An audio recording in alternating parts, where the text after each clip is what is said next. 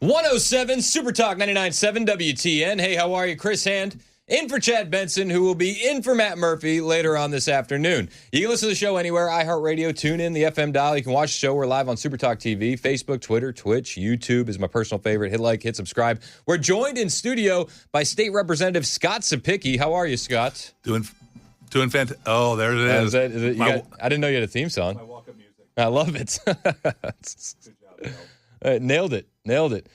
Scott's in here. That was his walk-up music when he played for the Nashville Sounds. Really? I didn't know you played for the Sounds. 92. Really? And then in 93, I think in 92, either 91 or 92. And then in the other year, I played for the Nashville Express when Michael Jordan played baseball. No kidding. If you watched Michael Jordan play baseball in Nashville, you watched me play baseball. That's cool. Yeah. What was that experience like? A job. Yeah. Just a job. I mean, when you start getting paid for it, it's a job. It's fun, but it's still, you're aware that if you don't produce every day, you don't have that job very long. Yeah. I can tell you this. I spent 6 years in the minor leagues for the White Sox and the Twins. My signing class with the White Sox was, I think it was 72 baseball players. When I retired, baseball retired me 6 years later, there were 4 people left in my class. Really? Attrition, firing, cut, done. It's very tough. You watch the Nashville Sounds. Those are all baseball players that could play and play very well in the big leagues that are waiting for their chance. Yep. Baseball is a very unique sport where Derek Jeter, how many years did he play for the Yankees? Like a decade and a half? Yep. That means no shortstop in AAA ever made it to the big leagues for the Yankees. Jorge Posada, the catcher. Yep. Williams, the center fielder, right? That means nobody made it to the big leagues in those positions. Yeah. And so you sit in AAA and you wait and you wait and you wait, knowing that there's a young guy coming up behind you possibly every year. It's crazy. It's tough. Yeah, that's got to be a tough gig. And then I spent 2 years down in Venezuela playing baseball down there before it became a communist country. So once they went red, you're like, all right, I got to go. Well, I mean, I was in Caracas when Hugo Chavez had the first coup attempt. Really? I watched their bombers that they stole drop bombs on the Capitol in Caracas from a hotel room. You got some stories. It's crazy. Yeah. That's another day. All right. We'll do that another day. I do want to talk about what we talked about before the break. Sure. A new legislation that you're going to be proposing this year, yes. and then we'll get to the laws that have passed on the books. But this one really piqued my interest because this audience, since I started a couple years back, said, and even before that when I was listening to Phil, we got to demagnetize the state. If these illegal aliens are finding work here, one of the things that we need to do is punish the businesses, and that will stop it very, very quickly. And you're proposing new legislation coming up that will penalize these businesses. That is correct. We get a report in the General Assembly every year of businesses that violate the E-Verify codes, right? And they're fines, and the businesses just pay them because they're not that hefty.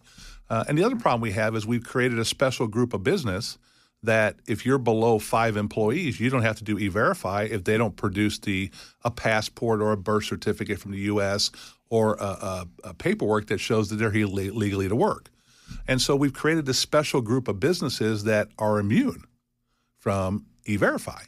And so what the bill does is it erases that down to zero. Everybody has to do E-Verify if your employee does not present the listed documentation to prove that they're here illegally, right? Also, it's going to raise the fines on the businesses that do hire illegal people working for them to the point where eventually you will lose your business, your license. What kind of fines are we talking about? I think most of them start out like $50 to $100, and they escalate to maybe $500 after the third offense. I mean, that's not cutting it for any of these businesses currently. No, it's not hurting them very bad. And so that's not. I wouldn't. That's not hurting them at all. Right. That's not even a paper cut. And because of the people that have come here illegally, we have a plethora of people that are here in the shadows. And the Trump administration, along with Tom Homan and Kristi Noem, has made it perfectly clear: if you're here illegally, you have to go and start over. Right, which is fair. Self-deport, and then you can come back. Right, it's fair. Those who don't want to self-deport, that's what we have ICE for. But we have to make sure as the state of Tennessee that we're not a magnet to attract these people to our communities who are going to live in our communities. Because if that element comes, what follows it? the element of human trafficking, the element of drugs, right? Yep. So we have to make sure that we are demagnetizing the state of Tennessee. Myself and others believe that this is a very good step in the right direction, partnering with the 287G program, partnering with ICE, making sure that if you can't produce the documentation to show that you were here legally, that you have to go through E-Verify, right? And then if you are a business that violates this law, that there will be consequences up into potentially losing your business license. I think that needs to happen. And Right. I think the fines need to be heavy. Yes. Like $50,000. Well, to say don't do this. Now, we understand people make a mistake. Okay, the first round may not be severe. But if you're a repeat offender, it should escalate. And if you're a third repeat offender, I'm sorry, but you just shown that you have a willful disobedience for the law. Yeah. I think that this could be one of the most important pieces of legislation in Tennessee history. We'll see. You need to make it happen. Well, I'm going to do my best. Right. It takes 50 and 17 and one governor's signature. How do you feel? How's your confidence level on bringing this and what that means? Because I know there's going to be a lot of special interest groups and lobbyists and different groups that are going to come into your office and say, you can't do this. We're so reliant on the illegal aliens. Right. Well, what you got to do, and I think we can all agree on this, the immigration processes in our country is broken. It needs to be updated. It needs to be refreshed. It needs to bring technology, right, to make it more efficient for people that do want to come here and work. As long as they'll go through the screening process, we have to figure out a way to expedite them to be able to come into our country and work, right? Unless we apply the pressure to Congress, like our state passing this type of E-Verify bill, and other states, Texas, Florida, Alabama, Mississippi, Illinois, right? If more of us start to pass these laws, then it puts pressure on Congress to step in and say, okay, we've got to have a uniform policy change. Yep. And until we force that uniform policy change at the federal level, my jurisdiction in legislation stops at the Tennessee borders. My job is to protect the citizens of Tennessee. Yep. And that's what we're going to do in the General Assembly. Well, hey, I appreciate it, man. I think this is a big one, and whatever we can do to help you get that over the hump, you let me know. Well, I appreciate it. Thank you. Yeah, man, seriously. I think that's clutch. I think these businesses do need to be punished for doing this and willfully repeating this error, quote unquote. Well, if we do our job properly, and the business community cooperates with us, I think we'll have a Tennessee that we all want to live in, knowing that when you see somebody working here in Tennessee, they're supposed to be here working in Tennessee. How would you work around a crew coming from Bowling Green to Northern Tennessee to do? Well, the big, beautiful bill has cleared the U.S. Senate. Televangelist Jimmy Swaggart has passed away, and we'll tell you more about that slow-moving police pursuit, about a 4.5-hour chase this morning in Nashville with a woman now in custody. That's coming up at 1:30 on Super Talk 99.7 WTN. That's Kent Weaver in the newsroom. My name is Chris Hand. I'm in for Chad Benson, who's going to be in for me, who is going to be in for Matt Murphy after 2 o'clock. Does that make sense? I think it makes sense. I hope it does. If not, you'll catch up. Just listen all day and it won't matter. Don't worry. We got 177 bills. Yeah, we got 177 bills to get through. We got State Representative Scptt Cepicky in studio. He's going to detail every single one of these bills. We were thinking about alphabetical order, then we wanted to go to chronological. Now I think we go with your favorites first. And I think that's a good place to start. What are you most proud of this last legislative session that you guys got done? Well, for public safety, obviously, escalating the penalties for fentanyl trafficking, for human trafficking, obviously. In education, banning cell phones during instructional time, which I think is a huge step towards reclaiming our classrooms for our teachers. 100%. You were at the forefront of that, and thank you for doing that. I think that we need to talk about this more. This is a nonpartisan issue. Even though people voted against it, but you got Senator Slotkin out of Michigan now pushing for the exact same thing in Michigan schools. Like this is a no-brainer.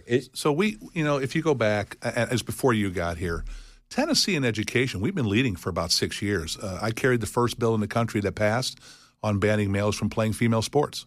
That's now being passed all across the country. Federal government's talking about doing the ban right now. We went back to phonics in education. We went back to giving teachers more ability to discipline students and remove unruly, like you talked about, removing repetitively unruly students from classrooms. We went back to summer school. Now we're banning cell phones during instructional time. We're increasing recess in elementary school. Yeah, I love those things. I mean, we're doing things that Number one, give teachers more autonomy and more control of their classroom. And number two, we're putting the students in a better learning environment so they can function and learn. And we're seeing, looks like July 8th or 10th, something like that, right around there, we'll have our new TCAP results from third grade.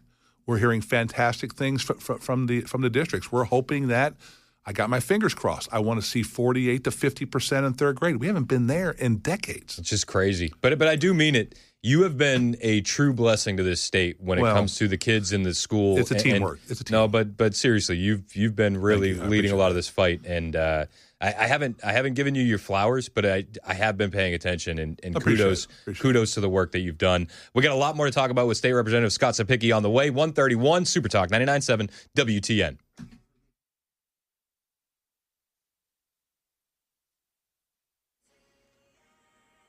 1:30 on the dot. I'm Ken Weaver with your top stories. Got the full forecast in 5 minutes. President Trump, after the U.S. Senate passed the big, beautiful bill act of tax cuts, border security, and spending measures today. It's a great bill. There is something for everyone, and I think it's going to go very nicely in the House. Actually, I think it will be easier in the House than it was in the Senate. Televangelist Jimmy Swaggart has died. The mission of the Church of the Living God today is to live for Jesus. Born to a preacher in Faraday, Louisiana, first cousins with singers Jerry Lee Lewis and Mickey Gilley, Jimmy Swaggart claimed to have first heard the Word of God when he was 8. His fiery Pentecostal preaching and gospel singing grew a massive television following, and then, in 1988, Swaggart was caught on camera with a New Orleans prostitute. A tearful TV apology followed. I have sinned against you, my Lord. He resigned from the Assemblies of God but kept his ministry going. Jimmy Swaggart was 90 years old. Sherry Preston, ABC News. Here in Nashville, a woman's in custody after a slow-moving pursuit in a stolen car. It started around 3 o'clock this morning, beginning when officers came across the vehicle in Old Hickory and the woman asleep inside.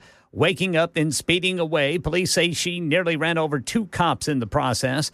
The chase went from 50 miles per hour to 5 miles per hour after spike strips flattened the tires. Channel 4's Joylyn Bukovac picks it up.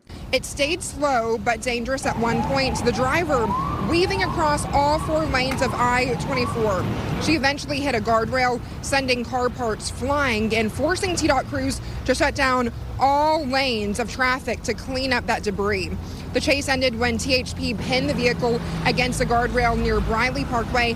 That woman was then taken into custody. No police officers were hurt, and that's the latest news. Weather's next. I'm Ken Weaver, WTN News. We're never going to do our list. 137 Super Talk 99.7 WTN. My name is Chris Hand. I'm in studio with State Representative Scptt Cepicky, who is just laughing because we've just been going off on tangents during the break. He's like, we're never going to get to this list, are we? We'll get to the list. We're going to get to the list. We're going to get to the list. We got 177 new laws in Tennessee. July 1st. July 1st, which is today. Yes. Why is 177 new laws a good thing? Well, one would argue that it's down from what it used to be. In the House, we cut ourselves down from 15 bills to 12 bills this year, and next year we go to 10. So what we're trying to do is we're trying to make, if we're going to pass a bill, it's going to be something that is extremely meaningful because it's going to be one of 10 I can run. I'd be happy with cutting it down to 7 or 5. That would be fine with me. Do you think that all 177 of these new laws are absolutely necessary? They were to the General Assembly because 50 votes in the House, 17 votes in the Senate at least, and 1 governor's signature. So the people that get elected by the people of Tennessee decided that these were good things to do for us. Do you think any of the Tennessee state reps could name every single one of these 177? No. No? Well, because there's so many that come through. I see your point. You get what I'm saying? Point made. Okay, fair. Point made. What ones are you proud of? There's some stuff we've done in public safety. We'll start in public safety. How's that? There's a bill, House Bill 72, that goes into effect. It protects children from hemp-derived products, protects children from hemp-driven cannabinoid products by creating a minimum sentence of 48 consecutive hours in a county jail or workhouse and a fine of not less than $500 for people convicted of selling or distributing these products to people under the age of 21. So these are the CBD gummies, the Delta 9s. Yes. And so this penalty isn't for the purchaser. This penalty would be for the seller. Yes, that's correct. So if you get caught selling it, that's 48 hours in jail, and it's a fine of $500. That's correct. I think that's a good deal. That's a good start. We did increase the penalty for exposing children to fentanyl, House Bill 751. It enhances the penalties for knowingly placing a child in danger of possessing fentanyl in the presence of a child. This legislation established a Class E felony for anyone who exposes a child to fentanyl. I like that. Okay. Targeting human smuggling, House Bill 322 by Chairman Todd. It establishes 3 new offenses to target human smuggling and illegal immigrants. Class C felony offense of human smuggling, targeting traffickers who knowingly transport and conceal an illegal immigrant from law enforcement for financial gain, or encourage or influence someone to enter or remain in the country illegally while shielding them from detention. Would this law have made a difference with Kilmar Abrego Garcia? You know, I knew you were going to ask that, and I think the answer is yes. I think it would have. Because if you could have proven that those people were being smuggled, then he could have been held for this. Well, because the state trooper, he knew on the scene. Yeah. He said, they're hauling ass. Yeah. And, what, 10 people in a van that don't speak English? There's nothing to see here. Well, they're going to night school. Yeah, right. Night school. We have a problem of threats of mass violence. I don't know if you know that or not. So House Bill 1314 by Leader Cochran. Didn't we just have a courthouse the other day? Yes, we did. This new law will make a knowingly threatening mass violence by any means of communication a Class E felony offense. So another person must reasonably deem it a legitimate threat that could lead to the death or injury of 4 more people. So if you make a threat against a school and it is deemed credible, that's now a Class E felony. Okay, explain to me Class E. So your highest is a Class A, your lowest is a Class E. So your lowest felony is a Class E. That has mandatory minimums in it. Your highest misdemeanor, obviously, is a Class A, and I think, I'm not an attorney, but I play one sometimes, I think it's a Class D misdemeanor is the lowest. Okay, so a Class E felony. Yes. What kind of penalties are surrounding that? You need to ask an attorney on that. I'm sure there's an attorney probably listening. Fair enough. And they can tell you that. Fair enough. Hey, if you're an attorney out there listening, call into Chris and let them know what a Class E felony mandatory minimums are. Yeah. I'm interested because I think that kind of plays a part into what we think of the bill. Yes. Would be what the penalty is. That's correct. And then also combating hate crimes. In our colleges and universities, we've made it where if you have we saw in Columbia University the threats against the Jewish community out there, those are now going to be taken very seriously on our colleges and universities to expulsion. Okay. And so we are not going to do that. I'm the co-chair of the Israel-Tennessee Caucus. I can give you a whole hour on the great things that we're going to be partnering with Israel in Tennessee on. But anti-Semitism is a real thing. It is a real thing here in Tennessee, and we are not going to have that. We are not going to have hate speech against anybody in our state. Where's the line on hate speech and free speech? Can I interrupt real quick just to go back to what you were talking about? Class E felony, 1 to 6 years. Class E felony is 1 to 6 years, maximum of 6 years, and with a fine up to $3,000. Thank you, sir. There you go. Bell is awake. He is. He always is. Where is the line on hate speech and free speech? Well, see, that's the problem is and I think what you do is you get into that what a reasonable person would deem, right? Am I allowed to say I don't like you? Yeah, I'm allowed to say that. Am I allowed to make a threat against you? Probably not. I think that's where it gets very tough. And it talks about that a reasonable person. Well, what's a reasonable person? There's your jury, right? What's a reasonable jury going to deem that you have made a threat of mass violence, or will you have made a threat against somebody that is bona fide as anti-Semitism, right? If you're targeting hate towards somebody and words out of your mouth are nationality or color, I think you've crossed the line. Really? I think so. Don't you? That you would cross the line from free speech into hate speech? I'd still think that would be free speech if you're targeting somebody's nationality or color. By singling them out of something derogatory? Yes, that would still be free speech. Like if I said the N-word to somebody, yes, that's still free speech. It is, but if you had it in a threatening manner that they felt that they were going to be harmed, you maybe crossed over the line there. And I think that's where the law comes in. I just think that's such a weird gray area. It's tough. That's tough. But you're also now forcing. My uncle used to always say this. He's like I don't want my Nazis being quiet. I want them wearing armbands so that way we can identify them. True. So you're not actually hiding any of these. You're not changing any of these hearts and minds. You're forcing them into hiding where they're going to eventually maybe something even worse happens. There's no pressure release valve there. Quite possibly. Sometimes you pass bills you got to have amendments on. Sometimes you, like you talked about earlier, the loopholes, the caveats, right? Yeah. They surface after you pass legislation. I get really nervous about all the anti-Semitism legislation and what that means for free speech, because I just don't see the line. Free speech is hate. Hate speech is free speech. It always has been. The Supreme Court said that. True. And I think you're up against a fine line there. I think what happens is... But I think in those situations with the fine line, we have to err on the side of the Constitution as opposed to the side of enforcement. True. I will give you that too. I'm not arguing with you. What I'm saying is we passed I'm not the arguing bill. with you. It's confusing. It's confusing, and I don't think it vibes with the First Amendment. The problem you have, and this is one of the things that we do up there, is you think of somebody comes up with, there's a problem. Yep. And you write a solution to it, right? And the solution sounds great, right? Okay. But the problem is we have 7 million Tennesseans, right? That law may mean different to 7 million different people of how you interpret it, right? The gray area. Well, what if I do this? Well, what if I say that? Well, what if I just use this, right? Is it a threat of mass violence on 2 people? Well, no, we said 4. Right? So am I going to make a threat of mass violence and make sure only 3 people hear it? It's the nuances of, okay, what are the unintended consequences of the bill? And I've been up there sometimes that we run amendments on bills is because we had unintended consequences that pop up and we need to correct them. We have restricted someone's rights inadvertently, that now we have to pull back and say, oop, we made a mistake. That's the job, is to understand as a legislator when you went too far. Yeah. And say, ooh, I made a mistake. I got to pull back from that. Do you find that in the Tennessee state legislature you have those moments where you guys kind of look around and go, yeah, we messed that one up, and there's those moments of clarity? Like, you've been there now almost, 10 years? Going on 8. Okay, so how many moments of clarity have you had at the Tennessee state legislature where you guys went, we went too far on that one, we should dial it back? I can give you a great example. We passed something on the age of 21 of being able to buy a firearm. And we were sued constitutionally on that, and we lost in court.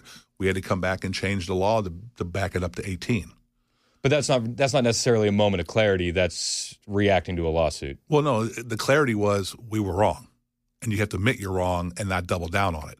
Not sit there and try to nuance the law to keep the 21, understanding that we were wrong and we have to pull back. But it sounds like you guys figured out you were wrong because there was a lawsuit levied against you. Well, we figured out we were wrong from that, basically that we thought we might get sued. But you changed it when you did get sued. Correct. Got it. Well, because we were already, you're out of session. If we were up there all the time, now some legislatures are up there all the time. We're not in Tennessee. Missouri is. Missouri's up there all the time, so that if you do something and you find the unintended consequences right away, you can back up right away. Got you. So when you lost the lawsuit, did that basically make the law null and void until you passed it at 18? That is, well, the courts deem it unconstitutional, and then we have to come back and amend it and change it and fix it if we so desire, or it doesn't stand at all. Would you prefer to be in session all year round? I would prefer to have a fall session, because I think as a representative, I want to be able to go back to the district and have normal conversations instead of being under the pressure to legislate all the time. But I think when we get out in April or May, have June, July, August off, maybe come back in September and October for 2 months for changes that need to be made, and make corrections, and maybe not have as intense of a session of all the legislation we passed, but things that come up after we adjourn that we can address and come in and take care of real quick. Representative David Hawk has had that legislation, and we just can't get it out of subcommittee. But I would think it'd be – and in the non-election year, obviously. So as we would be coming up this September, October, we'd have a 60-day session coming in, or maybe a 45-day session where maybe in education there's something that comes up that we want to focus on for 2 weeks straight to try to figure out how we're going to change something very quickly, right?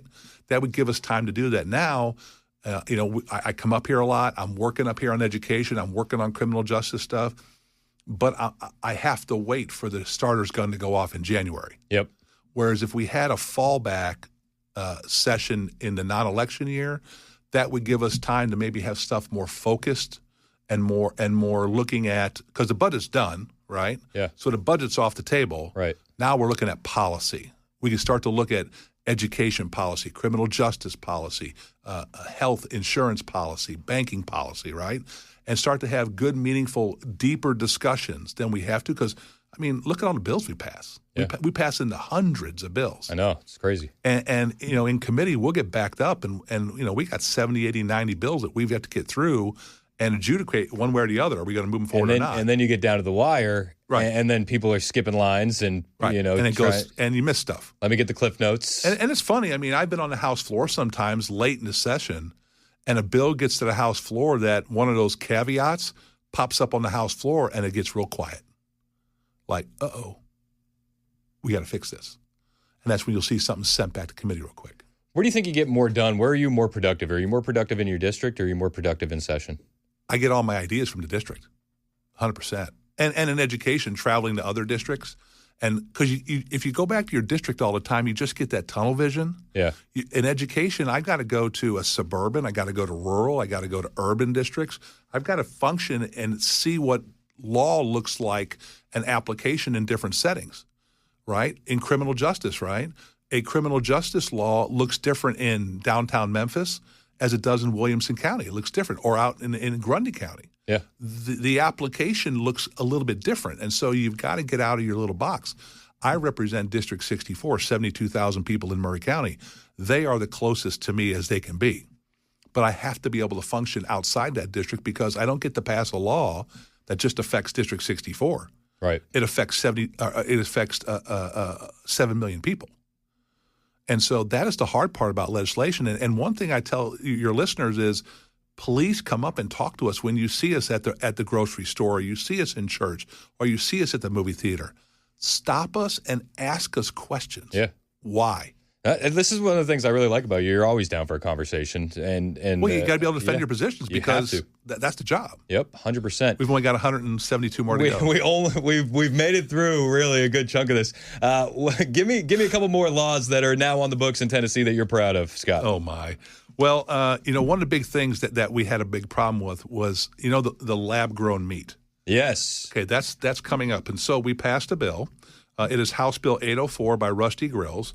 It sets clear rules on how lab-grown or cell-cultured food products can be marketed and sold in the state. This is gonna the red pilled moms club that listens. Yes. They're gonna be all ears on this one. The crunchy granola moms that we love. Well, it's if it's grown in a lab, is it beef? No, it's not. No. Trust me, I'm a cattle farmer.